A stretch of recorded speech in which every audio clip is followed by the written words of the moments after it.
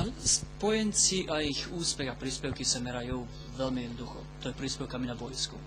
To je hlavným problémom aliancie momentálne, pretože má rozbehnutú operáciu v Afganistane, na ktorú podľa všetkých vojenských veliteľov priamo v Afganistane nie je dosť síl, nie je dosť jednotiek.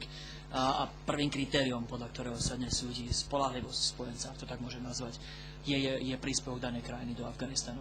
A v tomto smere treba povedať, že sa náš príspevok dosť výrazne zlepšil. Začali sme z relatívne nízkej bázy, začali sme zhruba s 50 vojakmi, ale odtedy sa ten kontingent rozrastol. Zdá sa to možno málo, aj keby že to dosiahne hodnotu 150-200 vojakov. Vzhľadom na veľkosť operácie, 1000, 10 000 vojakov sa to zdá možno málo. Ale treba povedať, že príspevky sa merajú podľa toho, aká veľká je daná krajina, koľko má vojakov, aký má finančné prostriedky. Tieto vysielania do zahraničia sú veľmi, veľmi drahé.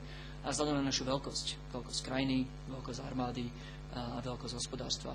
A na tom nie sme až tak zle. Skutočne to, že sme tak dosť výrazne rozšírili náš príspevok do Afganistanu, veľmi pomohla nielen samotnej operácii v Afganistane, ale aj reputácia postaveniu Slovenska v aliancii.